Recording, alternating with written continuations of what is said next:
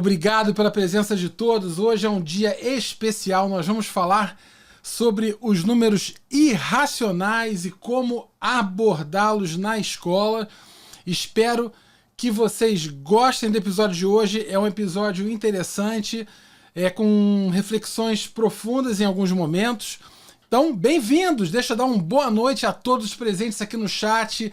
Ricardo Almeida, Thiago Salvador, Daniele Bruno, Patrícia Amaral, Gioconda, Patrícia Maigre, Débora, todo mundo, Kelly, Sandra Mara, Júnior.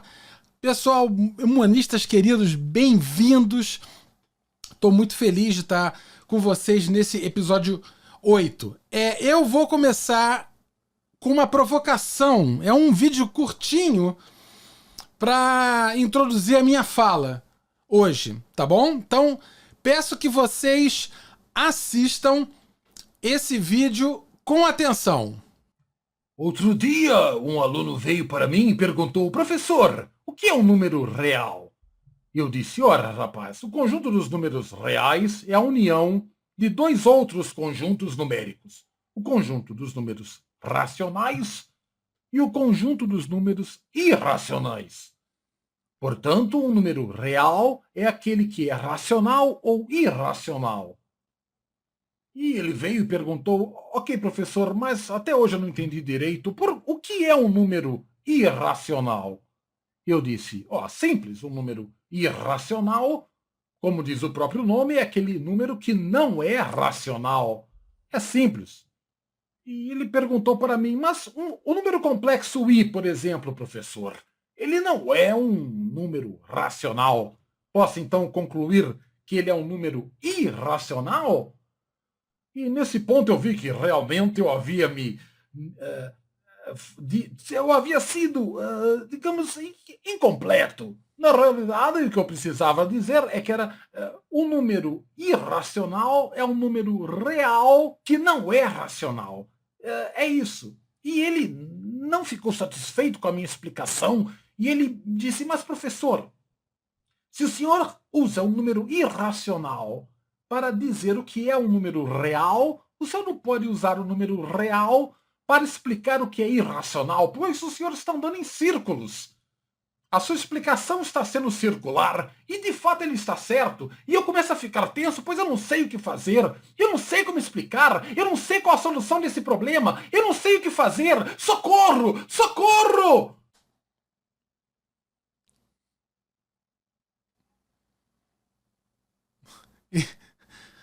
Então, o que vocês acharam aí? O Einstein tá meio enrolado, né? Esse Einstein aí tá meio enrolado. Então, deixa eu contar rapidamente para vocês a história desse vídeo. Eu coordenei durante um tempo o curso Novas Tecnologias no Ensino da Matemática lá na Universidade Federal Fluminense. E era um curso de especialização para professores à distância. E aí, um dos temas de uma das disciplinas que eu coordenava era justamente falar sobre números irracionais e tudo mais. Então, eu preparei esse vídeo na ocasião muito em cima de pontos que os estudantes, né, que no caso eram professores de matemática que atuavam nas escolas, trouxeram para a discussão. Aí eu fiz esse vídeo, né? Muitos traziam esse ponto, esse questionamento sobre a circularidade. Queria falar um pouco sobre isso com calma agora. Normalmente, quando alguém pergunta o que é um número real, se fala: o número real é o número irracional e o número racional juntos, né? Você junta, faz a união de dois conjuntos e tudo mais. E aí, nisso, para a gente poder explicar o que é um número irracional, a gente acaba precisando entender, ou pelo menos estar inscrito dentro do universo real. Então, é uma coisa curiosa, porque para você dizer o que é um número real, você acaba, nesse sentido, nessa abordagem que esse vídeo mostrou, você acaba precisando do número irracional. E quando você vai perguntar, então, o que é um número irracional, você acaba tendo que usar o real para poder explicar e você fica rodando. É o que os filósofos chamam de círculo hermenêutico. É um nome complicado, meio feio, né? Mas ele quer dizer que, às vezes, para você ter uma certa compreensão, você precisa de algo antes. Só que para entender esse algo antes, você só realmente vai entender esse algo antes a partir do que vem depois. Então é meio que uma circularidade de entendimentos. Então a argumentação se dá em que a gente não consegue saber tudo ou conhecer tudo, né? Essa questão da circularidade. Mas, na verdade, essa circularidade ela é evitável na escola. Tem como se evitar na escola esse tipo de circularidade em torno dos números irracionais. Eu vou falar sobre isso aqui. Isso é um ponto importante da minha fala. Na verdade, nas escolas, o grande foco até hoje, quando a gente fala de números irracionais e você vai tentar entender como que eles funcionam e tudo mais, pouco se fala sobre a natureza do número e se fala muito sobre a estrutura de conjuntos. Eu vou até mostrar para vocês aqui um diagrama de conjuntos, um diagrama de Venn, aquelas bolotas de conjuntos que está muito presente na escola. E a gente teve um movimento a nível mundial. Até vou falar sobre... Esse vai ser um dos temas de um dos programas da matemática moderna. Ele teve uma ênfase, digamos assim, muito grande na teoria dos conjuntos. Foi um conteúdo estruturante do movimento, eu diria. Isso desde as séries iniciais. E a gente colhe, por incrível que pareça, até hoje, 40, 50 anos depois, a gente ainda colhe frutos desse movimento. Particularmente quando a gente fala de número, quando você se aproxima do conceito de número na escola, quando você realmente pressiona a abordagem mais filosófica, você rapidamente escapa para os conjuntos. Isso é uma prática. E a minha decisão é que a gente não vai falar muito de conjunto na minha fala de hoje. Eu quero falar mais do conceito de número e das práticas, menos de conjuntos, né? Normalmente, quando você chega e fala, professor, o que é o número real? É o que mostra vocês viram no vídeo agora. Fala assim, o professor, simples, o conjunto dos números reais é a união, né? É a união do conjunto dos números racionais com o conjunto dos números irracionais. Mas a pergunta não foi essa. A pergunta foi sobre a natureza do número real e não sobre a estrutura de conjuntos. E esse cacuete que nós temos na escola é o que a gente herdou da matemática moderna, muito. E eu diria que a gente vive hoje não só na matemática, eu acho que se vocês vão concordar comigo, não só na matemática, mas na política de modo geral, em relação a um monte de coisas, nós estamos deixando de tratar do indivíduo e nós estamos tratando de categorias, de conjuntos e de grupos políticos apenas. O indivíduo ele está ficando borrado em toda a discussão. Ele está ficando assim... Não vou dizer nevoado, mas eu diria que um pouco fora de foco. Turvo. Às vezes, eu vou assim explicar o que eu quero dizer com isso. Normalmente, quando a gente fala de um conjunto, a gente usa como uma estratégia de uma discussão sobre o indivíduo. Então, por exemplo, eu, Matias, eu falei brincando aqui, eu não sou o meu CPF e nem gostaria de ser visto apenas como um homem branco de classe média, sabe essas coisas? Classe média, branco, sabe, mora não sei aonde e começa a falar do meu perfil socioeconômico. Me trata apenas como um ser político. A gente está fazendo isso na matemática também. Né? A gente não fala do conceito de número real. A gente fala do conjunto dos números reais. Né? a gente tem uma certa dificuldade em abordar os aspectos mais próximos dos conceitos. E a gente busca um afastamento usando a teoria dos conjuntos. Então eu digo que todo indivíduo é um ser político, né? Mas todo ser político é um indivíduo também, né? Eu queria levar isso um pouco hoje para minha fala de hoje. Tá certo? Meio filosófico demais, não sei nem porque eu tô falando nisso. Mas isso veja, isso aí vocês já viram. Viram não? O pessoal que tá aqui no chat, perguntem, façam perguntas aí, confirmem ou não. Vocês já viram isso daí, esse diagrama de Venn? Na escola isso daí é muito presente. A gente mostra uma cadeia de inclusões. Os naturais é o conjunto contido nos inteiros, é um conjunto contido nos racionais, que é um conjunto contido nos reais. Aí faz um diagrama de bolotas, né? Uma bolota dentro da outra bolota. Vocês já viram isso daí ou não? Então, normalmente a gente usa esse diagrama e como a gente fala que N está contido em Z, eu estou dizendo que todo número natural ele é inteiro. Então o 2 natural também é inteiro. E também é racional. E também é real. Então essa é uma visão que se tem quando você olha para os conjuntos, né? De um modo geral, para a categoria. Mas o ponto que eu quero chamar hoje a atenção aqui para vocês é que o número 2 natural, ele não é o mesmo 2 inteiro. E aí vocês vão ficar assustados com isso. E não é para vocês ficarem assustados. Eu vou explicar o que eu quero dizer com não é o mesmo. Nem na construção formal, quando você constrói os números naturais e os números inteiros a partir dos naturais e os racionais a partir dos inteiros e assim por diante, essa construção ela se dá por meio de algumas identificações, né?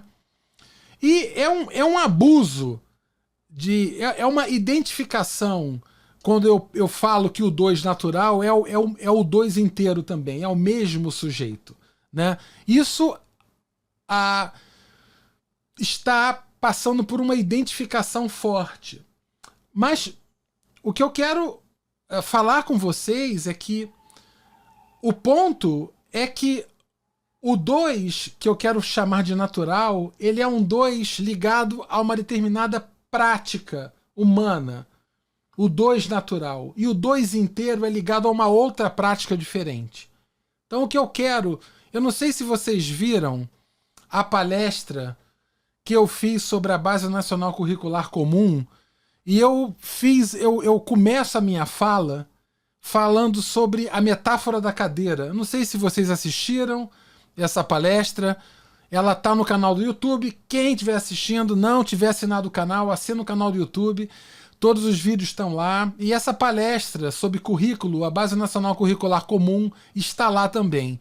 E nesse vídeo eu fiz uma metáfora chamada metáfora da cadeira, nessa palestra, aonde eu proponho que nós percebamos os objetos matemáticos de uma maneira expandida pelas nossas práticas. Quer dizer, o objeto matemático não é apenas o objeto abstrato, ele é também aquilo que nós fazemos por meio dele, né? Ele tem uma vizinhança humana na cultura humana pela prática, expandido pela prática.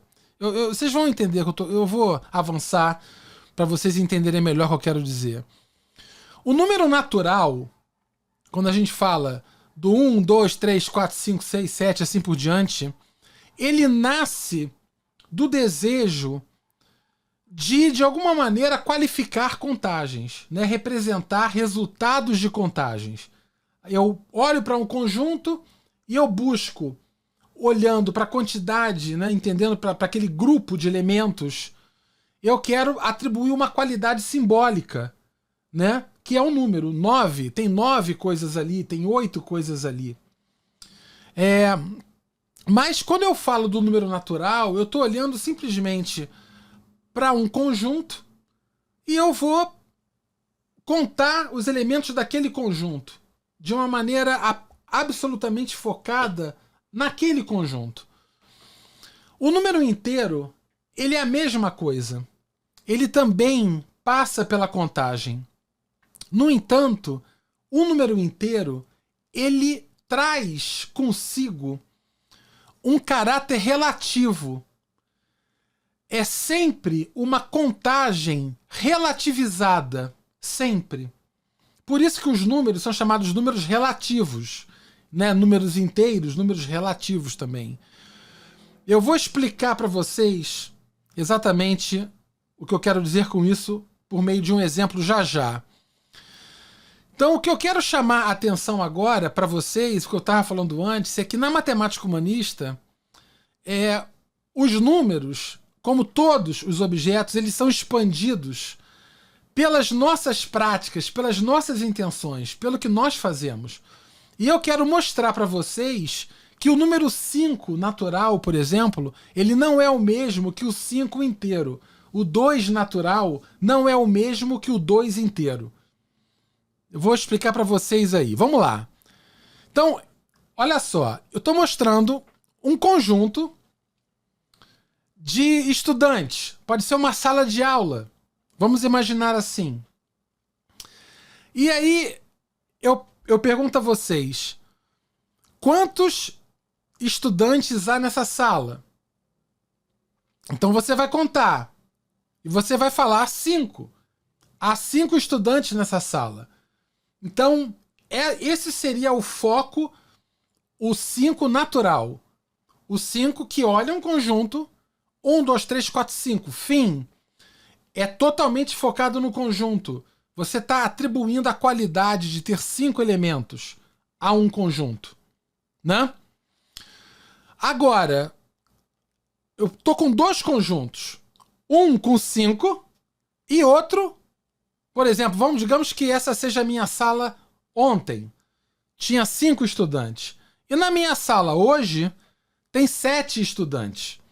Então esses 5 e esses 7 são naturais. Naturais em termos de representarem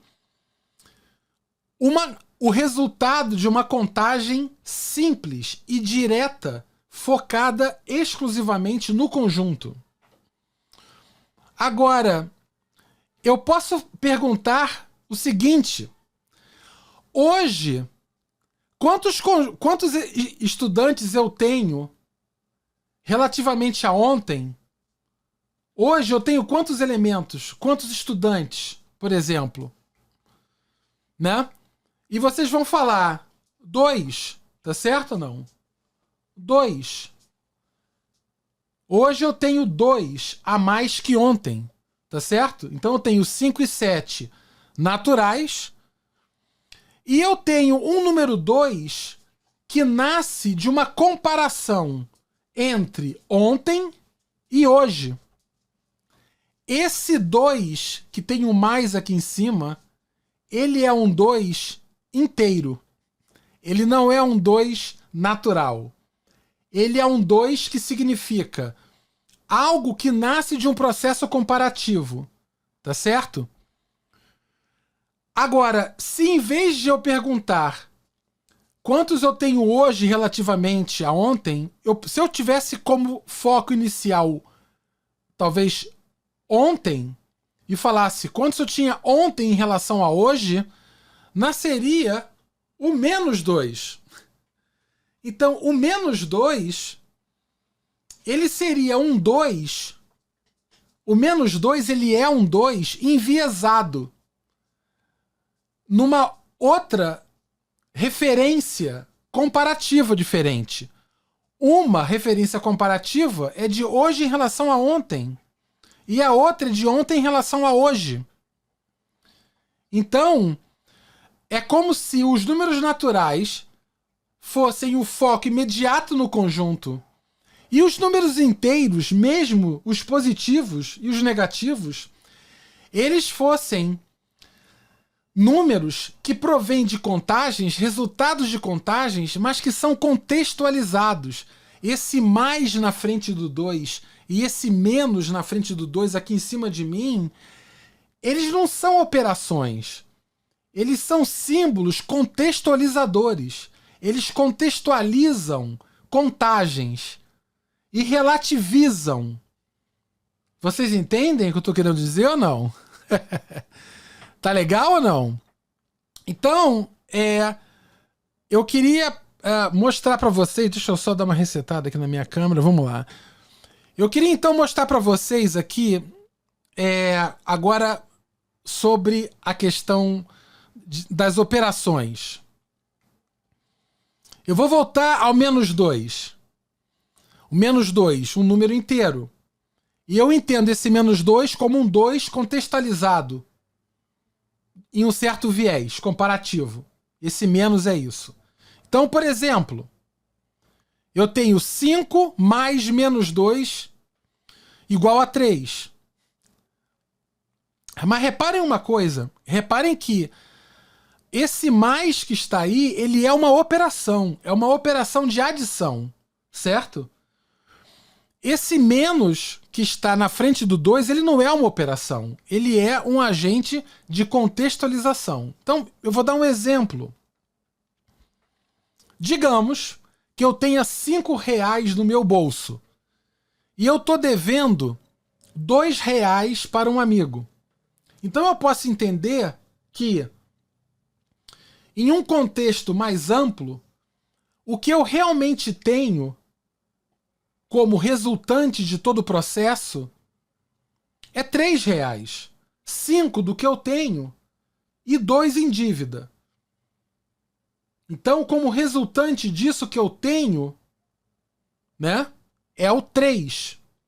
Então, eu poderia entender que se eu tivesse uma conjunção, uma operação, essa adição que está aí, fosse uma conjunção entre dois fatos. O fato de ter R$5 no bolso e o fato de ter uma dívida de 2. E na hora que eu faço a conjunção disso, né, eu tenho 3. Então, eu chamo a atenção que esses sinais de mais e menos, eles têm significados diferentes. Ora eles são operações, ora eles são agentes de contextualização.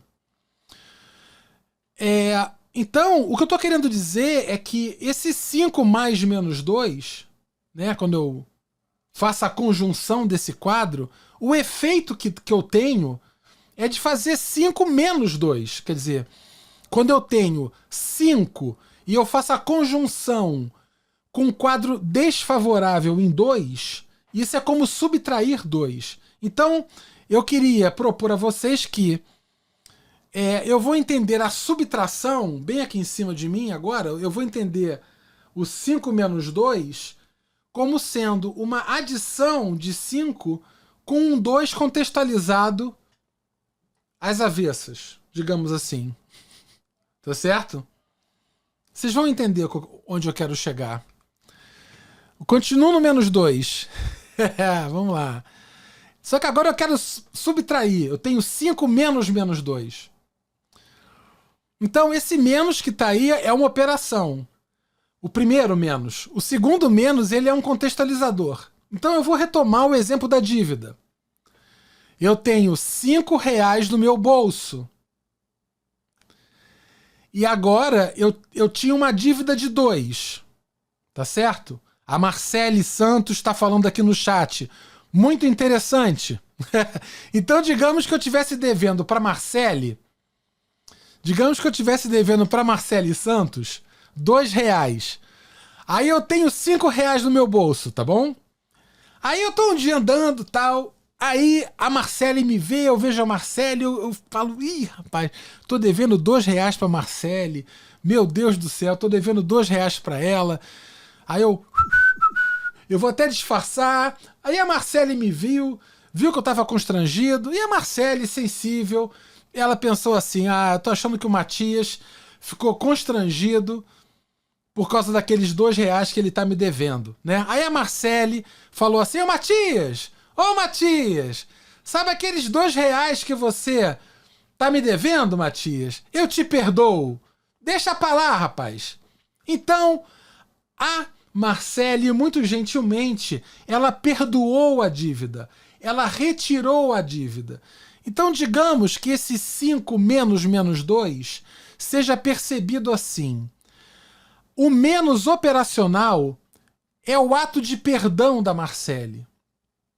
Tá certo? Ela está subtraindo de mim a dívida. O ato de perdoar é retirar a dívida, né? E o segundo, menos, que está na frente do 2, ele contextualiza o 2 como dívida, né? Eu tinha que dar R$ 2 para a Marcele, né? Então é uma dívida, né? Então, nesses termos, eu posso entender que perdoar uma dívida é dar R$ 2, certo? Faz sentido isso que eu estou falando ou não? Hein, pessoal? Faz sentido ou não faz sentido? Perguntas no chat. Pessoal que está ligado no chat, vamos respondendo aí. Queria saber de vocês se vocês estão gostando aí. Vamos aí, daqui a pouco já estou chegando na hora das perguntas. Já estou chegando nos irracionais, aguenta aí. Então, o ponto é, perdoar uma dívida, a Marcele me deu R$ 2. Então, quando eu tenho R$ 5 no meu bolso, né, e o perdão de uma dívida, a componente disso é como ter R$ 7. Ainda que eu tenha apenas 5 no meu bolso, né, o perdão de uma dívida é dar 2. Tá certo? Então, se a gente olhar o que eu falei na situação anterior de subtrair, ser adicionar o oposto, né? Eu posso entender que o 5 mais menos, deixa eu botar pro lado aqui para ficar na frente. O 5 mais menos 2 é a mesma coisa que 5 mais 2. Ou seja, é como se o menos 2 fosse 2, tá certo? Isso é uma coisa curiosa. Menos com menos dá mais. Isso não chega a ser exatamente a regra dos sinais. Mas, grosso modo, é. Agora, reparem que nesse menos 2, os dois menos são contextualizadores. Olha que interessante. Se eu olhar aqui em cima, nessa primeira equação, o primeiro menos, 5 menos 2, é uma subtração mesmo. Embaixo aqui, já aqui na minha frente, aqui, ó, isso aqui, é que o meu dedo está sumindo, mas aqui eu tenho 2 menos na frente do 2, né? Esses 2 menos são contextuais. Agora, o ponto de maior dificuldade seria explicar isso daqui. O homem levou 400 anos para poder explicar essa igualdade aqui em cima. Isso vai ser um tema de um outro programa, a regra dos sinais. Eu vou falar sobre eu vou falar sobre isso como tema de um próximo programa, tá? Já tô chegando nas perguntas. O pessoal tá cheio de perguntas aqui. Calma aí. Perguntas, chegou na hora das perguntas. Deixa eu ler o que vocês estão perguntando aqui. A Débora tá falando coisas aqui. Deixa eu responder. Calma, Débora. Débora, calma, Débora. Mas ele ficou com outro 2 que ela emprestou, né? Então veja. Sim, ele tinha R$ 5 no bolso, né? Esse perdão da dívida é dar 2. Se ele estava ainda com 2 no bolso ou não é muito relevante. O que eu quero só dizer é que ele ganhou dois pontos aí, né? Deixa eu ver aqui. A Natália tá falando. Ela não emprestou, ela perdoou. O argumento dos alunos seria: ela não ganhou, só deixou de perder. Assim, veja, ela havia me emprestado antes, né? E aí no ato que ela me perdoa a dívida, ela deixa de ganhar isso depois, né? Então é tudo uma questão relativa, seja para mim ou para ela, entendeu?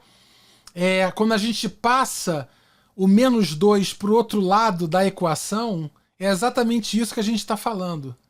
Quando eu passo -2, eu posso olhar o perdão da dívida como um ganho para mim ou como uma perda para a Marcele, que me emprestou R$2, né?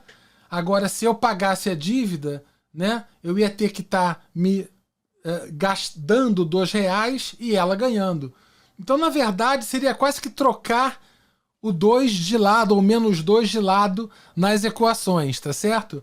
O que eu quero falar para vocês é que o ponto é que os números relativos, os números inteiros, eles devem ser percebidos como contagens contextualizadas. E as operações que nós fazemos com números inteiros, elas por vezes não são sinais de contextualização. São operações mesmo. São operações mesmo. Então, só que há uma certa confusão que os estudantes fazem dos símbolos usados nas operações e os símbolos usados para contextualizar as contagens, tá certo?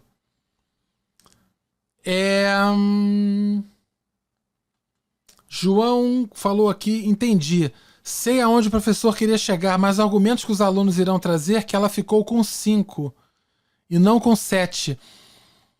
Não, sim, mas veja, esse 2 já estava comigo antes, ele não está comigo no bolso, mas eu já tinha recebido da Marcele antes R$2.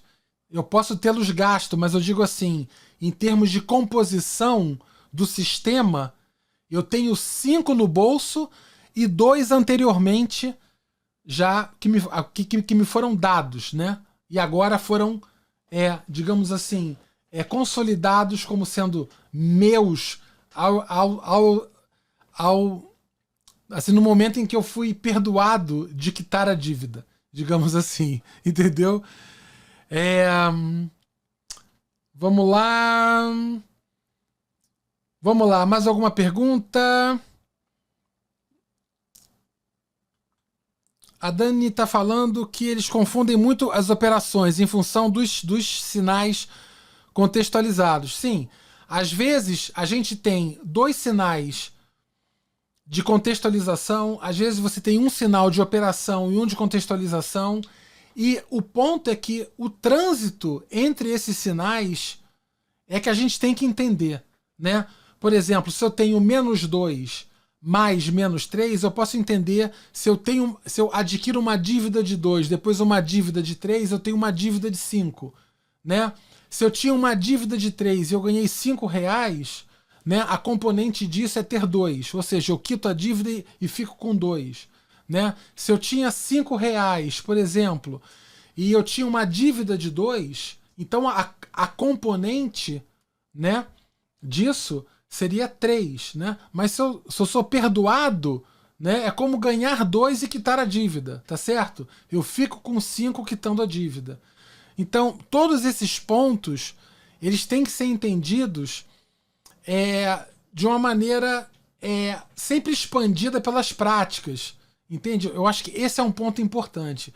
O ponto de dificuldade é o -2 vezes -3.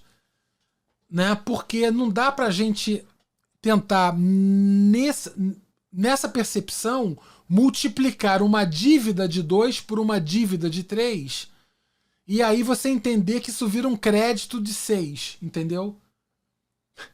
-2 vezes -3 é 6.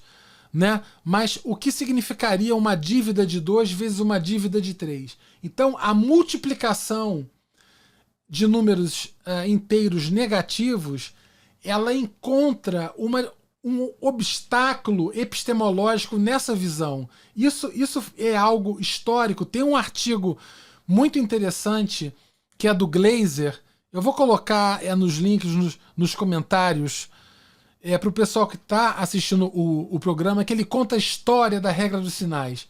Foram 400 anos até que a gente tivesse uma explicação mais rica sobre o assunto. E curioso, vocês sabem quando que a gente conseguiu de fato entender os números negativos e a regra dos sinais quando a gente entendeu os números complexos. Olha que interessante, tá?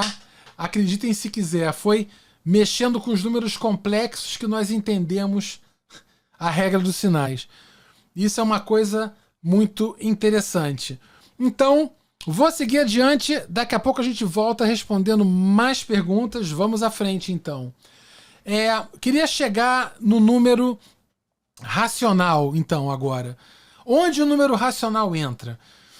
Bom, o número natural e o número inteiro são contagens. É o contar. A prática que substantiva esses números, que consolida esses números culturalmente, é a contagem. É o ato de contar. O número racional, ele já surge com uma outra percepção, uma outra prática, que é a prática medir. Então, o número real, de modo geral, ele vem dar conta, né, dos processos de medida, de representar eventuais resultados ou qualificar os processos de medida, contextualizados ou não, tá certo? Eu digo com sinal mais ou menos, tá certo? O número racional, no entanto, isso vai ficar claro, ele busca qualificar os processos de medida que podem ser feitos por meio de contagem. Nem todo processo de medida é possível ser feito contando. Os números racionais seriam os números que, grosso modo, representariam as medidas passíveis de serem feitas por contagens.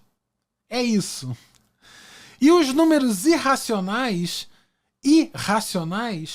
seriam aqueles justamente que não podem, são as contagens que não são passíveis de serem feitas as medidas que não são passíveis de serem feitas a partir de contagens. É isso, tá certo?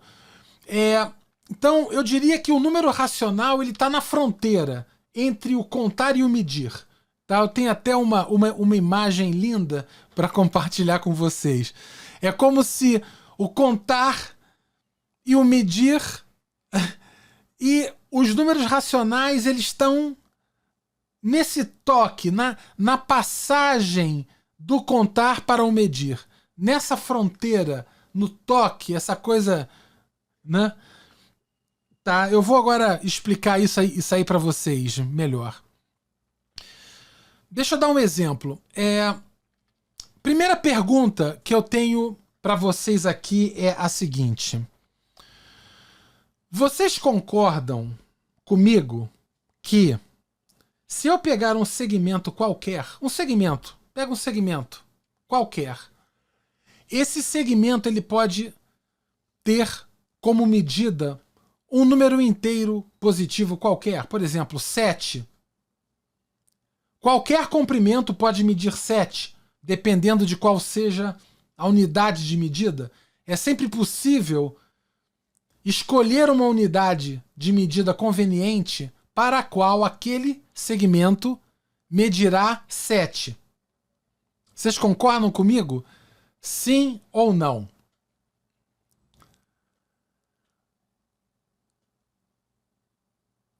Bom, explicando. Eu posso pegar um segmento, dividi-lo em 7 partes iguais. Como vejam esse segmento que tem aqui do meu lado, aqui, ó. Tá aqui assim, ó. Caramba. Aqui. Aqui. É difícil de fazer. Tudo às avessas, tudo contrário. Então, esse que está bem aqui na minha frente, eu dividi ele em 7 partes iguais e chamei de U uma das partes iguais pequenininhas. Então, esse segmento mede 7, certo? Então, se eu quisesse que esse segmento medisse 13, eu ia escolher uma outra unidade de medida, menor, dividindo esse segmento em 13 partes iguais. Então, esse segmento ele pode medir 1000, pode medir 1 trilhão, pode medir 1 ele pode medir meio, ele pode medir qualquer coisa. É apenas uma questão da unidade de medida que eu escolho. Certo ou não? Isso é uma coisa interessante. A questão é, e se eu tivesse 2 segmentos? Agora é que as coisas apertam. Se eu tivesse 2 segmentos de tamanhos diferentes, será que haveria alguma unidade para a qual a medida de um e a medida do outro maior, eu tenho um pequeno em cima e um maior embaixo, será que existiria alguma unidade de medida para a qual o segmento pequeno é um certo número inteiro positivo e o de baixo é outro número inteiro positivo? Vocês acham que isso sempre é possível? O que vocês acham? Por exemplo, será que tem uma unidade para a qual esse segmento menor mede 3 e o de baixo mede 7? Tipo assim, ó. Sabe? Um segmento, uma unidade U, o segmento de cima, o menorzinho, mede 3U. O segmento de baixo mede 7U. Será que sempre existe uma unidade U, quaisquer que sejam os segmentos que eu der? Quando isso é possível, olha que interessante. Veja, isso que eu vou falar agora é o centro da fala de hoje. Vejam bem. Se há essa unidade U que mede os dois, o segmento de cima mede 3, o de baixo mede 7, o segmento menor, ele corresponde a que fração do maior? Ele seria 3/7 do segmento maior. Concordam?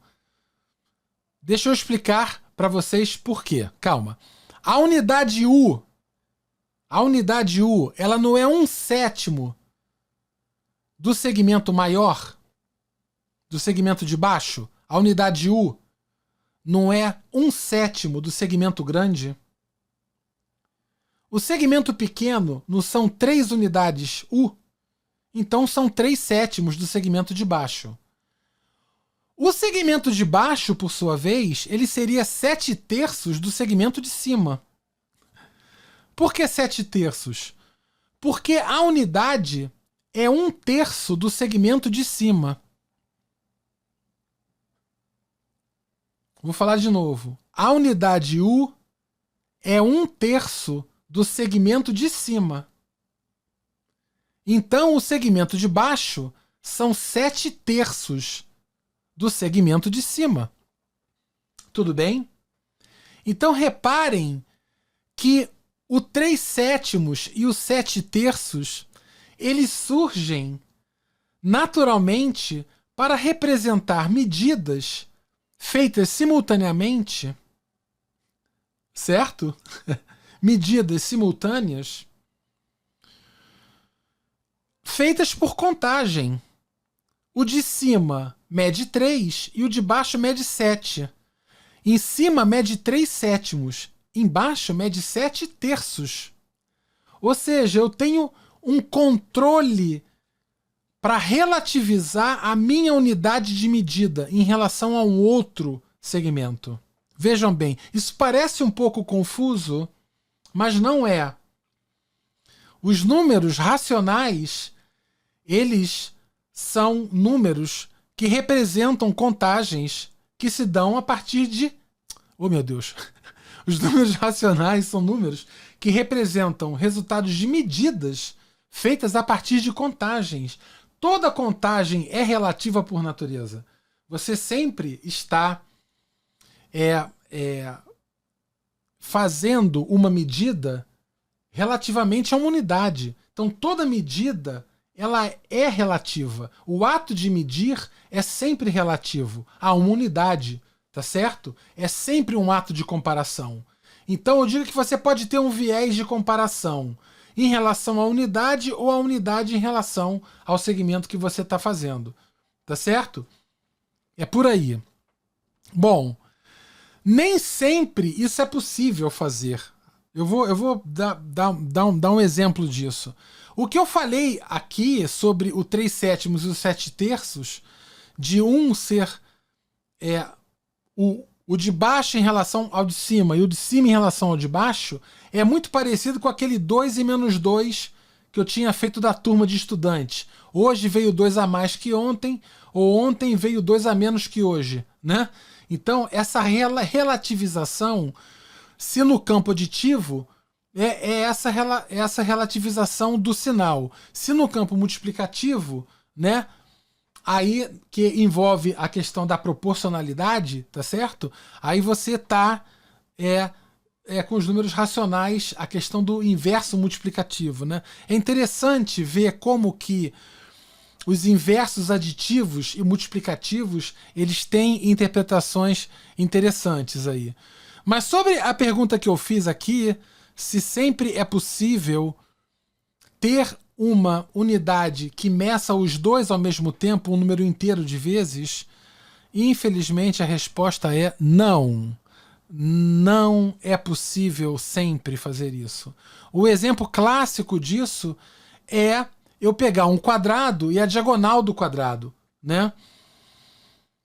Se eu considerar a minha unidade, né? Ou se eu pegar o lado, por exemplo, do quadrado, o lado do quadrado como sendo um segmento e a diagonal como sendo outro, não há uma unidade qualquer que meça as duas simultaneamente.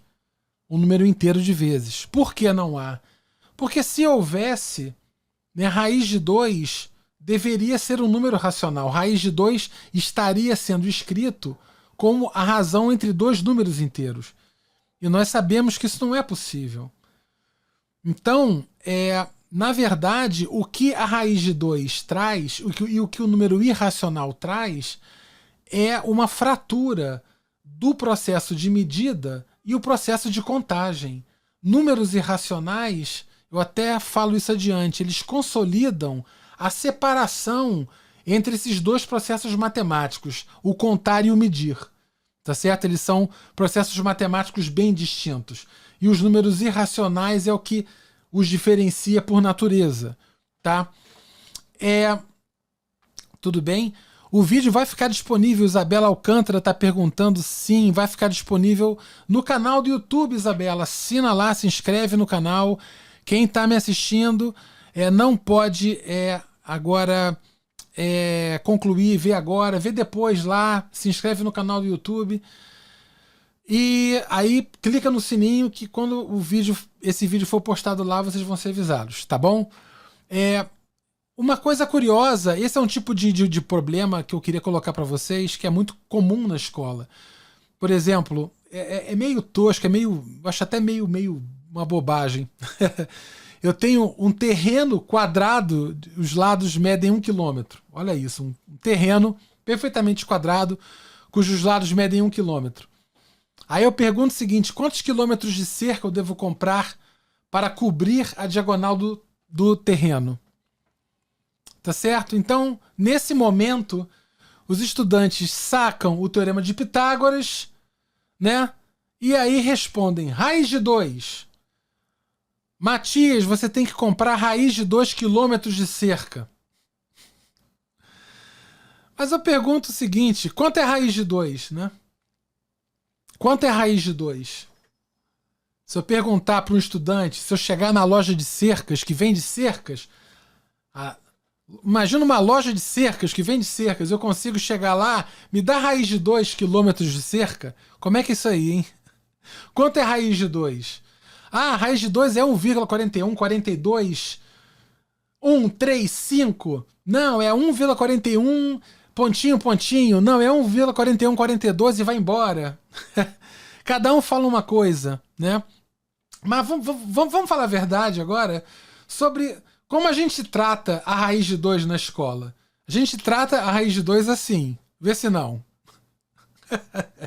A gente até escreve a raiz de 2 como sendo 1,41, pontinho, mas na verdade, esse pontinho significa assim, Ai, meu Deus, tem um monte de coisa depois desse 1. Eu não sei o que vem, mas não faz a menor diferença pra mim. Então, é uma mistura de anti-ansiolítico com dane-se. Tá certo? A gente trata a raiz de 2 como 1,41. E a gente não liga para o que vem depois. A gente trata o π como 3,14, às vezes como 3. E não tá nem aí, né? Ah, não, mas o π é 3,1415. Não, é 3,149. Ah, nossa, tem um japonês lá que calculou 300 trilhões de casas decimais do π. Mas chegou no final, ele botou 3 pontinhos, né? Então o que eu digo na escola, os números irracionais, eles são tratados, na verdade, como números racionais, né? E a gente vai até um lugar e trunca o resto e joga fora, tá certo? Isso é uma prática comum. A gente, né? O que eu quero dizer para vocês, agora é que é o ponto... A gente tá chegando aqui no final da fala. O que eu quero falar para vocês que é realmente assim importante é que o raiz de 2 ele faz sentido em práticas de descrição. Eu posso falar, por exemplo, nesse quadrado que a diagonal mede raiz de 2 quilômetros. Mas essa raiz de 2 quilômetros não tem sentido prático algum. Não tem sentido prático algum. Certo? Na hora que isso vai pra rua, vai pra loja de cercas, a gente faz isso aí, ó. Digo mais, a gente não vai comprar 1,41. Talvez compre 1,5 km, porque tem que sobrar cerca, né? A não ser que eu seja um exímio colocador de cercas, e mesmo assim, tá certo? Quer dizer, eu digo que fora do universo teórico, da descrição geométrica, da medida, fora desse universo abstrato, quando a gente vai se comunicar com a matemática feita pelas mãos na rua, há nada que justifique uma teoria para os números irracionais. Nada. Os números racionais, eles dão conta plenamente de tudo que nós fazemos com as mãos. Com as mãos em termos de representação com medida, com aparelhos, com tudo isso. Tá certo? O que eu digo quando a gente resolve o problema e a gente chega naquela raiz de 2, tá certo? O exímio colocador de cercas, ele talvez possa considerar a raiz de 2 1,5, sobrar um pouquinho. Mas, por exemplo, se for o Matias ele não sabe colocar cercas. Eu nunca coloquei uma cerca na minha vida. Eu sou um aventureiro de final de semana na arte de colocação de cercas. Então, o que eu digo para vocês é o seguinte, queridos, vou ter que arredondar a raiz de 2 para 2 quilômetros. Porque certamente eu vou fazer tanta besteira com o raio da cerca que eu não posso me dar o luxo de comprar raiz de 2 quilômetros ou 1,5 km de cerca. Eu tenho que comprar 2 quilômetros. Então o que eu digo é que o uso real da raiz de 2 não é viver a raiz de 2. É ter uma ideia do que a raiz de 2 sinaliza e, de acordo com as condições de contorno do problema, com a habilidade do colocador de cercas, você vai escolher o número racional que te convém. Na verdade, o que eu quero colocar é que na comunicação entre a solução do problema, raiz de 2, e a vida, essa raiz de 2 ela vai ser racionalizada, tá certo? Os números irracionais, eles viram apenas referências de um valor, de um perfeccionismo na resolução do problema. Não, mas o comprimento é raiz de 2, tá certo? Né? Mas quando a gente repara que talvez a gente não precise disso tudo, que talvez algo com erro pequeno, com 2, 3 casas decimais, já seja suficiente para mim, eu não preciso da raiz de 2 para mais nada, tá certo? É como se os números irracionais... Eu tenho uma metáfora que eu faço sempre, que é a seguinte. É como se os números irracionais eles fossem um farol. Vou até sair aqui da frente. Sabe o farol? Aquele farol de navegação, que você está no barco, aí você vê aquele farol lá embaixo rodando assim, e aí mostrando a luz assim. Cara, você vai para lá, você vai no farol fazer alguma coisa? Tem algo para fazer no farol? Não. Tá certo? Né? O farol, ele é uma mera orientação, ele não é destino de ninguém, ele não é o fim de ninguém. E os números irracionais... Ei, minha cachorrinha, vamos lá. Cachorra lá. Cachorra latiu. É uma cachorra irracional. Então, olha só. Os números irracionais, tá certo?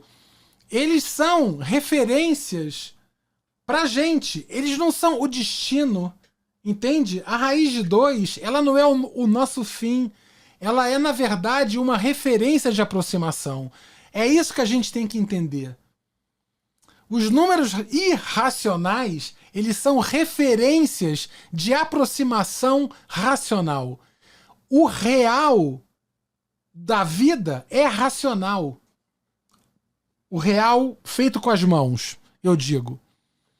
Na escola, os números irracionais, eles são raiz de 2, π, raiz de 3. Convenhamos, não falamos de mais, talvez, raiz de 5. Tá certo? Parece que só tem 3 números irracionais no mundo. Tá? E nós falamos deles e fugimos da cruz. Os livros didáticos falam deles e fogem como o diabo da cruz. Tá certo? Em muitos momentos, eles são tratados como não exatos, que devem ser aproximados. Né? E agora tem um jeito interessante para poder dispensar aquela circularidade do vídeo inicial, que eu falei sobre a questão de você usar o número irracional para falar o que é real e usar o real para dizer o que é irracional. Um jeito que você tem para quebrar aquela circularidade é falando que os números racionais são aqueles números que têm representação decimal finita ou infinita e periódica. E os irracionais são aqueles com representação infinita e não periódica. Isso seria uma maneira de você dispensar aquela circularidade. Então, só que ela parte de um princípio que todo número real tem uma representação decimal. Tá certo? Isso é uma coisa trivialmente aceita, mas que filosoficamente não é tão simples assim. Né? Há um artigo célebre do Brouwer, que foi um topólogo interessante, do início do século XX. Ele lutava por uma filosofia chamada de intuicionista, e ele defendia que nem todo número real tem uma representação decimal. Ele escreveu um artigo célebre sobre isso. Depois eu posso até disponibilizar nos comentários o link. Tá certo? Vale a pena ver. Mas, como a escola é essencialmente platônica, e, por exemplo, a gente imagina os números como e as suas representações decimais como sendo dadas em algum lugar que está lá, a gente pode definir assim sem nenhuma perda, tá? É uma coisa que eu acho que é aceitável, tá certo? O que eu queria colocar para vocês, já tô acabando já, o que é fundamental verdadeiramente seria o seguinte: é entender que os números irracionais, isso é importante situar para os estudantes, seria um objeto matemático que situa uma diferença muito grande entre o contar e o medir. Isso é uma coisa muito importante.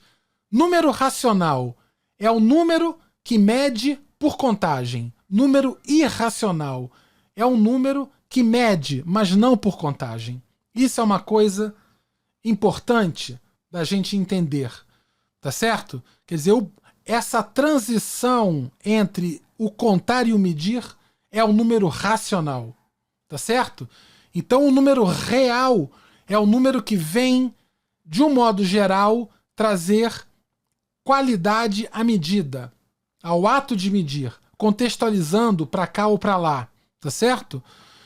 Agora, a contagem oh meu Deus, hoje eu estou trocando isso. A medição passível de contagem é o número racional, e aquela que não é o número irracional. Então, o número irracional, reparem, é uma entidade que não é alcançável pela mão, não é alcançável pelo instrumento, pela régua, pelo computador. Não existe raiz de 2 no computador. Não existe π no computador. Tá certo? Não há uma representação definitiva infinita. Sempre há um truncamento. Certo? Então, a raiz de 2 existe aqui. Não existe aqui. O π existe aqui. Não existe aqui. Tá certo? São pontos diferentes aí pra gente entender. Então, o número irracional, todo esse meu debate sobre o racional e o irracional, ele passa pela questão da aproximação, né? Querer resolver um problema, né? Se a solução encontrada é suficiente ou não, a questão do erro. Isso é que é a arte por detrás dos números racionais e irracionais. Eu acho que esse é o ponto que a gente tem que levar para a escola, né? A questão da aproximação, tá certo? Então, como eu vinha falando, π há no caderno, nas fórmulas. No entanto, as práticas não estão escritas em quadros teóricos, tá certo? Né? A consideração de números racionais próximos é o que a gente faz com as mãos. Então, por exemplo, se vocês pegarem 355 e dividir por 113, vocês vão ter uma aproximação do π com 6 casas decimais. Tá certo? Então, se vocês quiserem considerar π 355 sobre 113, na prática escolar, na prática da medida, nas práticas de pequeno porte que dispensam grande precisão, é perfeitamente aceitável. O π está aqui. O π não está aqui. Tá certo?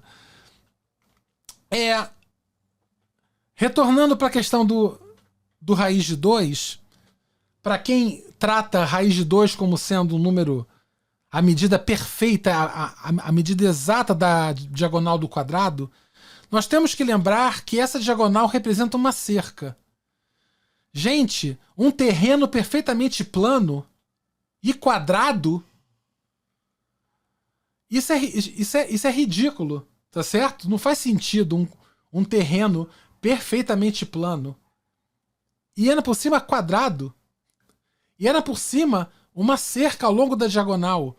Então eu digo, que exatidão é essa que a gente se apega tanto? A raiz de 2, ela é a medida da diagonal de um quadrado, mas esse quadrado é parte de um modelo grosseiro que comporta muitos erros. Então, essa raiz de 2 não traz exatidão alguma. Se a natureza do modelo é podre, entendeu? É esse modelo chulo, isso aqui, que aproxima o real. Tá certo?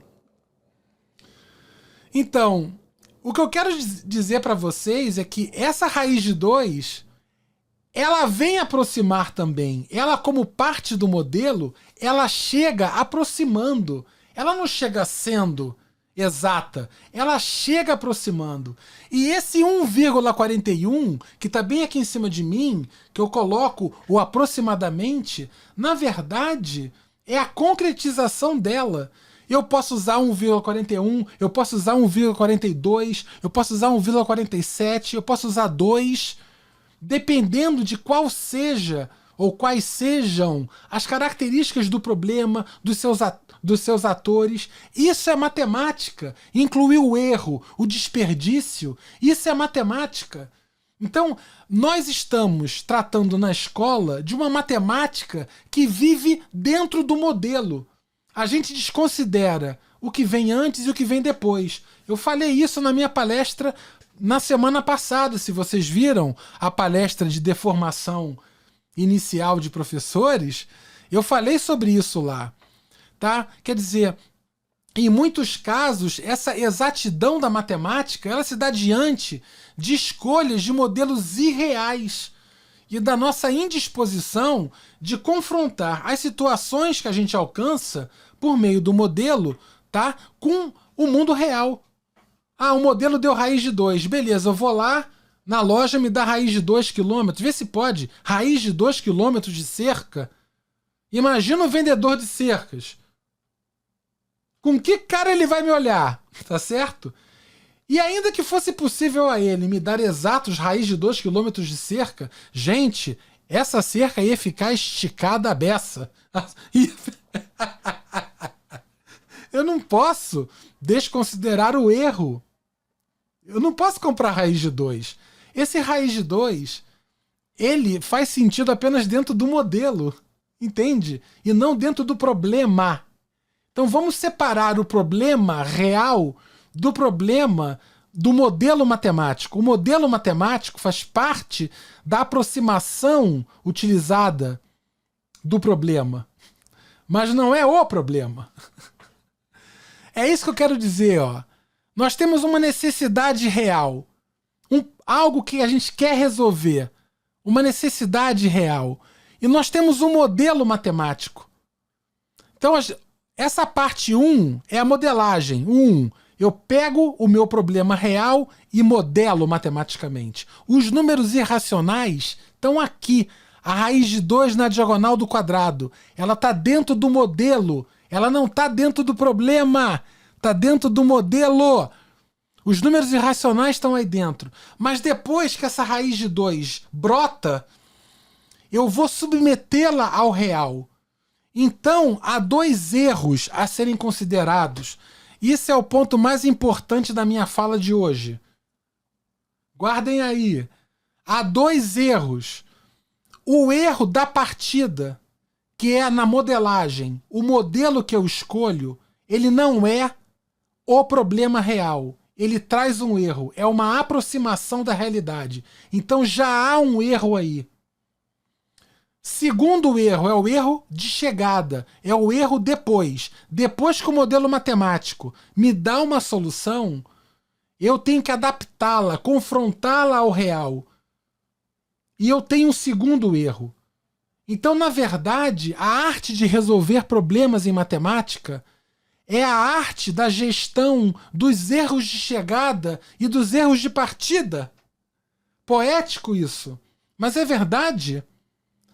A arte de fazer uma boa matemática aplicada é a gestão da escolha do modelo, a relação do custo-benefício do modelo e da qualidade da solução que ele aponta. Hoje eu tô com a gota, hein? Diga aí. Então, queridos, perguntas, façam perguntas, acabou o programa. Olha só, eu tenho uma enquete agora que eu vou mostrar, não vai embora. Não vão embora. Tem perguntas, façam perguntas aí. Tá certo? Tem perguntas aí pra vocês fazerem, por favor. Vou dar uma olhadinha aqui. Façam as perguntas. Perguntas. E eu tenho a enquete. E eu tenho também um dever de casa. Ó, acreditem. Eu vou passar um dever para quem quiser me ajudar a fazer isso, tá certo? Quem estiver trabalhando com turmas da educação básica, pode ser turma de fundamental ou médio, vai poder me ajudar. Quero ver se a galera me ajuda. Tá certo? Então, olha só, deixa eu ver aqui as perguntas. Vamos lá, a primeira pergunta é da Isabela. O vídeo vai ficar disponível? Vai, Isabela. Falei pra você no YouTube. Vai ficar lá no YouTube disponível, tá certo? Hoje ainda tá lá, tá certo? Hoje mais à noite, mais tarde, tá certo?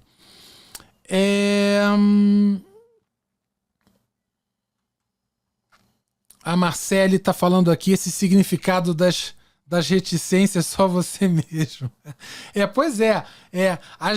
As reticências na língua portuguesa, elas são um símbolo que buscam evocar aquilo que é facilmente subentendido, digamos assim, né? E eu diria que na matemática não é muito diferente, né? Quando eu escrevo 0,999999, eu coloco 3 pontinhos, todo mundo entende esses 3 pontinhos como sendo e vai 9 a vida inteira pro resto da vida, tá certo? Vai 9 a vida inteira. Você subentende isso. Agora, por exemplo, se eu coloco 3 pontinhos depois do 3,14 do π, já não é a mesma coisa. Π igual a 3,14, 3 pontinhos.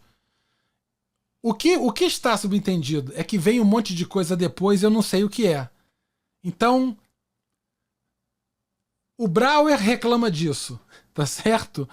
Isso é uma coisa interessante. Então, eu tenho uma pergunta, uma colocação do Fábio Freitas. Na vida, no ensino básico, realmente pode não fazer diferença. Agora, em modelos matemáticos muito sensíveis, a aproximação deste número racional pode contaminar a solução. Exatamente. Aí que vem a questão. A questão é se você vai escolher o número racional com 2 decimais ou com 200 bilhões de decimais. Então, o que eu quero dizer, Fábio, é que você, quer queira, quer não, você irá atuar com números racionais quando o seu modelo for para a rua. Quando o seu modelo for para a rua, ele sair do artigo, ele sair do resultado puramente teórico e abstrato, quando ele se concretizar, esses números eles serão aproximados.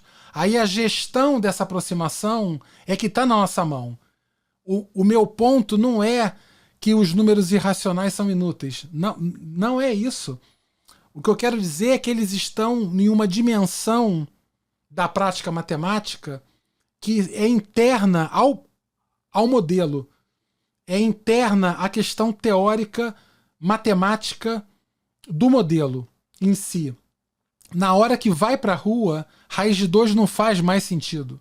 Tá certo? Você irá aproximá-la por algum racional próximo.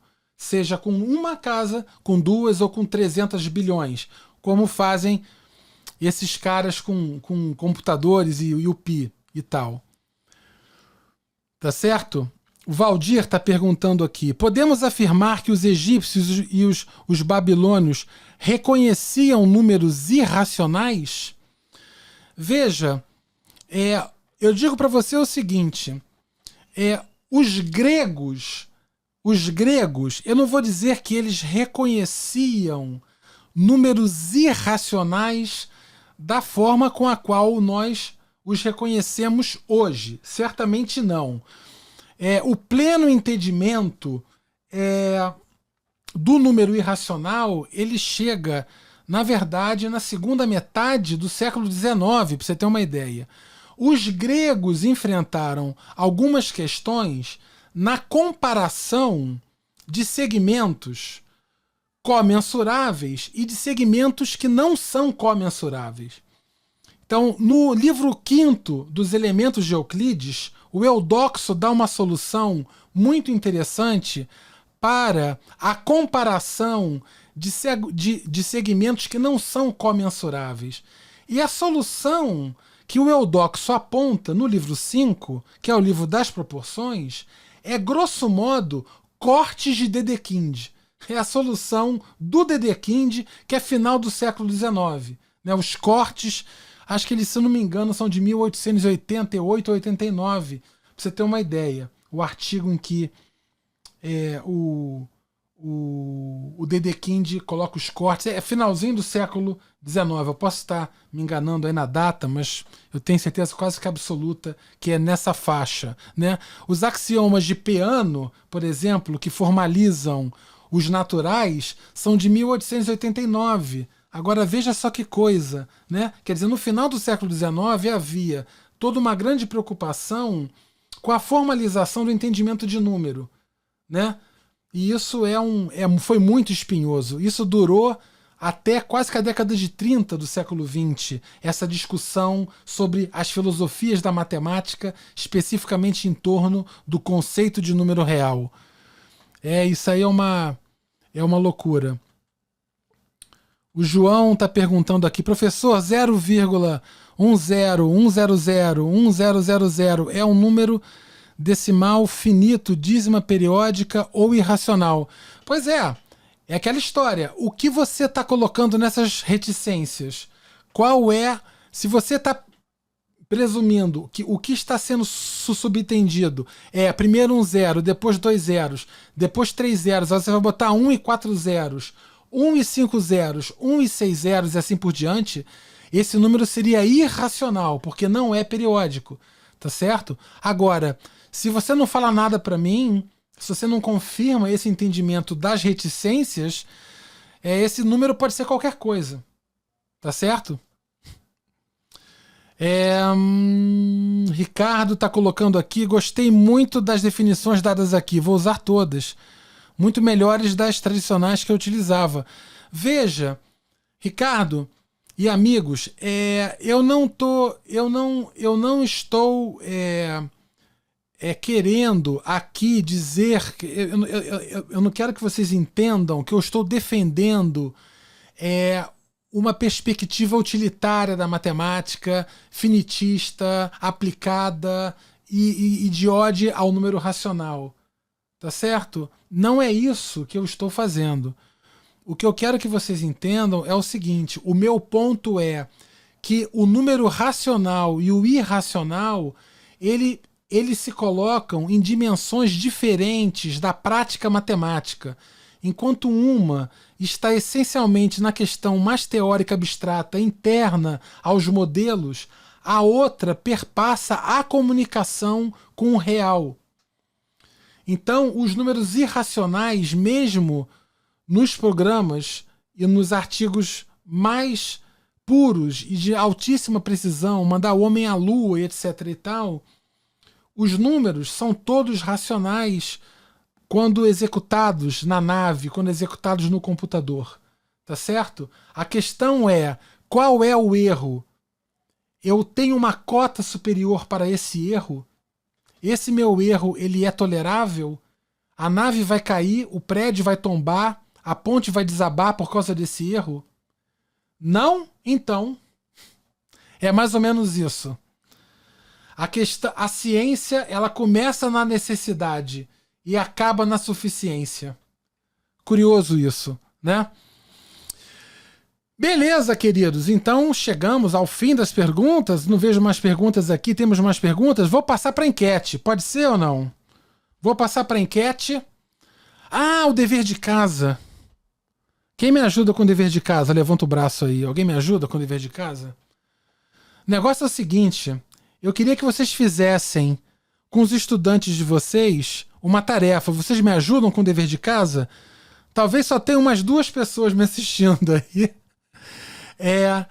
Eu queria que vocês me ajudassem, que é o seguinte.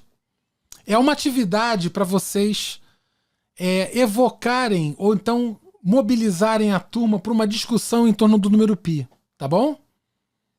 É algo bastante prático. É o seguinte, eu quero que vocês peguem palitos de fósforo, caixas de fósforo, tá certo? Pode ser palito de dente, pode ser varetas, coisas assim. Tampinha de garrafa PET, E aí, peguem bastante, tá? E aí eu quero que vocês dividam, melhor dizendo, a turma em grupos e dê a elas um monte de palitos. Vou botar de fósforo aqui. E aí eu quero que vocês peçam para elas, aleatoriamente, fazerem grupinhos de palitos. Eu vou mostrar para vocês aqui. Assim, ó. Isso é um grupinho de palitos. Tá vendo aqui ou não? Grupinho de palitos. Esse é um grupinho de palitos. Tá certo? Eu peguei e juntei com um durex. Tá certo? Então coloca uma quantidade. Aqui tem outra quantidade. Também. Aqui é uma quantidade maior. Tá certo? Quantidade maior. E aqui uma quantidade menor. Pequenininha. Então eu queria que vocês dividissem a turma, dessem bastante palitos de fósforo e deixassem eles fazerem tipo de um cilindrinho, tipo de um cilindro de fósforo, assim, sabe? E com diferentes quantidades, fazer vários. Tá certo? Então a ideia é fazer um cilindrinho. E aí eu quero que vocês peçam para eles contarem quantos, para aquele cilindro que foi feito, vou botar aqui, para esse cilindro que está aqui, eu quero que vocês contem o que está no perímetro dele, como está nessa figura aí, tá vendo na figura? Conta quantos palitos tem no perímetro, ao longo do perímetro, e quantos palitos tem ao longo de um diâmetro. Tenta descobrir aqui uma linha de palitos que forme um diâmetro. E aí eu quero que vocês peçam para eles contarem. Vai contar o perímetro e anota quantos foram, tá? Anota quantos palitos tem. E depois conta um diâmetro e anota. E eu quero que vocês peçam para eles fazerem uma tabela com vários. Faz uma tabela usando pouco palito, uma tabela só com... Ops. Desculpa, essa minha câmera... Então, eu quero que vocês façam uma tabela usando primeiro poucos palitos, só com poucos palitos. Assim. Poucos. Peçam para eles fazerem vários bolinhos com poucos palitos e contem quantos tem ao longo do perímetro e no diâmetro. Depois façam com um número médio, um bolinho médio, vários bolinhos médios e vejam quantos tem. E depois que façam vários bolos grandes, com bastante, com um número diferente. Façam vários. E a ideia é que eles anotem o diâmetro, quantos tem no diâmetro, quantos tem no perímetro, e depois que eles dividam o perímetro pelo diâmetro. E a ideia é ver o que acontece, tá certo? Então vocês podem fazer isso usando apenas os pequenos rolinhos, apenas médios e apenas grandes, tá certo? E aí, ao final, vocês podem calcular a média aritmética, por exemplo, dessa razão entre perímetro e diâmetro. Eu fiz isso recentemente numa oficina. A gente achou 3,1. Muito legal. Então, assim, é uma maneira de vocês gerarem uma curiosidade, assim, e mostrarem que essa aproximação melhora à medida que você tem um número maior de palitos. Quanto maior é o número de palitos, essa aproximação é melhor. Quando você tem um número com poucos palitos, às vezes você pode ter muito longe. Mas quando você tem muitos palitos, ou quando você tem palitos mais fininhos, tipo palito de dente ou coisas assim, vocês têm uma ótima aproximação. Então essa é uma maneira de tentar... Vocês não vão chegar no número irracional, vocês vão continuar trabalhando com números racionais.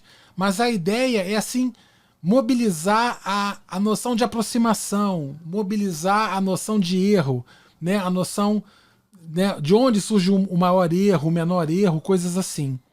O que vocês acham? Vocês topam fazer algo desse tipo? Eu queria, se vocês pudessem falar para mim e aí mandar para mim como mensagem na Matemática Humanista. Eu fiz aqui, esse aqui deu 3,2. Esse daqui deu 3,2 para mim. Então eu queria que vocês tentassem fazer e aí me dissessem se a turma gostou. Pode ser ou não? Dever de casa, para quem tiver com disponibilidade. Beleza, galera? Então é isso. Tiver alguma pergunta? Maravilha, o João já tá falando aqui que vai fazer na turma dele. Show de bola, João. A Rose também, ó. Pô, gente, obrigado. Se vocês puderem compartilhar comigo, eu vou ficar feliz.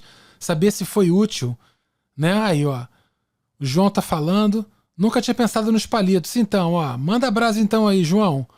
Ó, eu topo. Rose, manda abraço então. Então, aguardo vocês aí. Tá certo?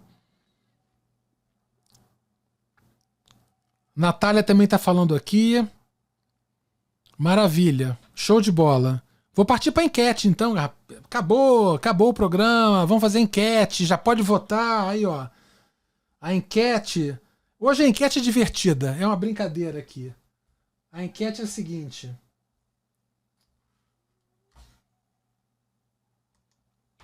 Pronto. A enquete é a seguinte aqui. Eu quero saber de vocês o seguinte: se vocês fossem um número real, olha que coisa absurda. Se vocês fossem um número real em conceito, Como você se perceberia? Você seria um número racional ou um número irracional? Se você que está me assistindo fosse um número real, você seria racional ou irracional? Queria saber a brincadeira pra gente pensar, tá? Olha, a Luciana falou uma coisa importante, né? Alunos difíceis e fogo. Tem que tomar cuidado com fogo, né? A ideia do palito de fósforo na verdade, eu só escolhi o palito de fósforo para ficar mais fácil de mostrar para vocês aqui, tá? Mas numa turma realmente com jovens, principalmente piromaníacos, tá certo? Não. Se eles, às vezes eles vão querer fazer riscar um fósforo desse, aí as pessoas podem se machucar. Então tomem cuidado, por favor. Tomem cuidado com isso. Por favor, tá? Com fósforo. Usa palito de dente, vocês podem usar, quer ver? Olha, uma ideia também seria usar tampinha de garrafa PET. Tá vendo aqui ou não? Tampinha de garrafa PET, vocês podem usar. É legal, porque vocês podem botar várias juntas também, né? Às vezes pode fazer um trabalho envolvendo tipo sustentabilidade, lixo, né? Pode pegar várias garrafas PET, fazer um bolão, uma boia enorme, e aí ver quantas garrafas PET tem ao redor, ver quantas tem no diâmetro. Vocês podem imaginar isso, fazer assim um projeto interessante. Aí, ó, o pessoal tá irracional. Eu acho que, eu não sei, eu do jeito que eu sou, eu acho que eu seria racional, sabia? Não racional. Mas eu seria mais, talvez, um cara mais ligado ao real. Eu sou eu tenho essa maior tendência, verdadeiramente. Tá certo? Uau, a Luciana tá falando assim, ó, que tampa é mais seguro. Beleza, é isso aí, Lu. Usa tampa, pode usar essas garrafinhas de água mineral, às vezes, ó. Pode pegar várias garrafinhas de água mineral, ou de PET, ou de tampa, às vezes mexendo com lixo, coisas assim, material descartável, né, reciclável, tudo isso. Trabalha com pilha, dá pra fazer um monte de coisa legal. É só a ideia de juntar e aí contar perímetro e diâmetro. Qualquer coisa tá valendo. O que é importante é que dentro do possível eles tenham o mesmo tamanho. Tá certo? Dentro do possível, né? Isso acontece com os palitos de fósforo, mais ou menos, com os palitos de dente, um pouco mais, com as tampinhas de garrafa, um pouco mais, e por aí vai. Tá certo? Beleza. Aí, ó, o pessoal tá... Gente, turma irracional, esses humanistas são os irracionais, hein? Então, ó, vou passar para a próxima pergunta da enquete. A próxima pergunta é a seguinte. Quero saber de vocês o seguinte. Eu sei que eu tenho professores me assistindo e tenho também eu posso ser estudantes aí, né, me assistindo. Então eu queria perguntar aos colegas que estão presentes aí o seguinte: de modo geral, quando você resolve um problema, seja como professor resolvendo um problema em sala, ou quando você dá a voz aos alunos para eles resolverem um problema, eu queria que vocês tentassem quantificar o tempo que vocês gastam, ou que vocês dão ênfase na escola durante a resolução do problema em relação a 3 pontos. Quanto tempo vocês discutem estratégias de modelagem ou vocês gastam modelando o problema? Isso é uma pergunta. Queria saber. Trabalhando sobre um modelo matemático dado, quer dizer, quanto tempo vocês gastam já trabalhando no modelo matemático?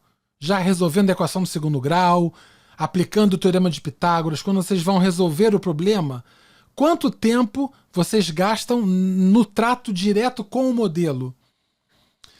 E, por fim, quanto tempo vocês gastam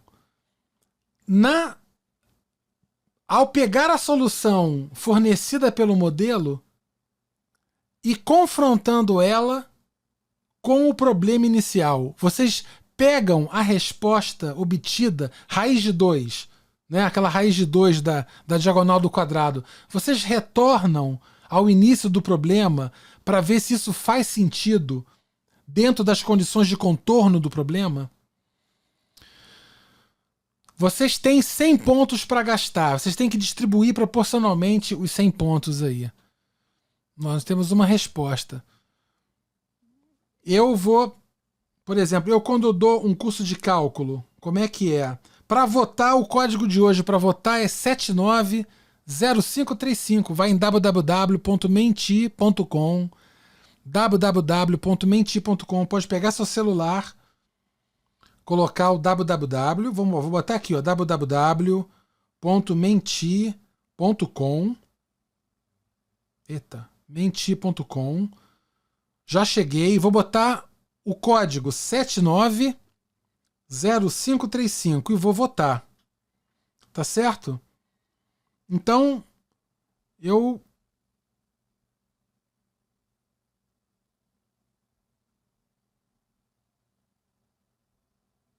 vocês têm que gastar 100 pontos, tá certo? Vocês têm que gastar 100 pontos. Então a gente repara que o pessoal tá votando, reparem aí. Repara que como a gente fica mais tempo no modelo, tá vendo? E isso parece que é realmente uma característica da escola. Ela fica dentro do modelo. Ela fica depois da modelagem e antes do confronto da solução com o real. A gente fica sempre dentro da cápsula. Lá, o Fábio fez uma pergunta muito interessante sobre a questão dos números irracionais, né? Os números irracionais que a gente trata na escola, né? Eu, por exemplo, quando estou dando um curso de cálculo, qual é o valor da integral tal? A integral tal é π raiz de 3 sobre 2. Essa foi a resposta. Π raiz de 3 sobre 2. Mas se isso fosse, por exemplo, o volume de algum sólido, a medida do volume de algum sólido, esse sólido real, em termos reais, se não fosse um sólido abstrato, se fosse um sólido feito de material real, isso ia ser uma aproximação do volume, entende? Esse é o ponto que eu estou querendo trazer na minha fala. Maravilha! Pô, vocês estão gastando um tempo bacana falando de estratégias de modelagem, muito legal, muito bacana. A gente dá realmente pouca ênfase à solução fornecida pelo modelo e a gente confronta pouco com o que a gente faz depois. Né? Que a gente, com o modelo que deu origem, né? Com o problema que deu origem ao modelo. A gente pega a solução do modelo, a gente não volta para o problema inicial e fala, faz sentido isso? Né? O Polya, aquelas fases de Polya, lembra? Isso é uma coisa importante. Vai ter um programa só sobre resolver problemas, só sobre modelagem e resolução de problemas, eu vou falar bastante dele. Tá certo? Maravilha. Então, perguntas finais. A gente está acabando o programa. O Paulo César fez uma pergunta aqui. Deixa eu botar a pergunta do Paulo César. Como argumentar na escola básica que o número raiz de 7, por exemplo, pode ser escrito como uma dízima não periódica? Esse é o ponto. Veja, a gente consegue mostrar que raiz de 7 é um número irracional. Isso não é uma coisa difícil de fazer. É difícil de fazer na escola, porque não há o hábito de fazer esse tipo de demonstração e esse tipo de percurso. Então, o fato de um número irracional não ter uma dízima periódica, isso daí é uma coisa que é possível entender no seguinte: quando você divide dois inteiros, um pelo outro, você tem um número finito de restos. Então, de alguma maneira, o período da dízima periódica ele está limitado superiormente pelo divisor. Se eu divido um número por 7, né, eu tenho 7 restos possíveis. Isso quer dizer que o período de uma dízima periódica, tipo de algum racional com um denominador 7, ela não vai ter um período 9 ou 10. Isso não tem como, né? Porque os restos começam a se repetir, né, pelo menos durante 7 vezes. 7 vezes, na oitava vez ele repete, tá certo? Se você divide por 4, você tem 4 restos possíveis. Então, você vai ter, e no máximo 4 vezes você começa a repetir de novo, né? Então, se você tem uma dízima periódica, né, é porque você está inscrito em uma finitude de restos. Então, isso daí é possível fazer. O ponto é mostrar que o raiz de 7 é irracional. Isso não é uma coisa difícil de fazer, é uma coisa fácil, a prova é por absurdo, mas é fácil, quando eu falo fácil, é fácil na universidade. O Paulo, é fácil na universidade, não é fácil na escola. E nem é adequada na escola de modo geral. Apenas em algumas situações bastante específicas, tá certo? Né? É isso, beleza. Queridos, eu agradeço a vocês a presença. Muito obrigado. Obrigado pelas perguntas. Eu queria dedicar o programa de hoje a um amigo querido chamado Charles, meu irmão, amigo querido, já amigo meu há 40 anos ou mais. Então, dedico ao Charles, a Nicole e ao Jorge, em memória da nossa querida Solange. Então, um abraço querido a todos. E é isso. Obrigado pela presença. A gente se fala semana que vem. Sobre a semana que vem. Queria falar com vocês. Semana que vem eu vou falar sobre questões de múltipla escolha. Ele vai ser o primeiro programa de uma série que eu vou fazer sobre testes em larga escala. E eu vou falar sobre o Enem.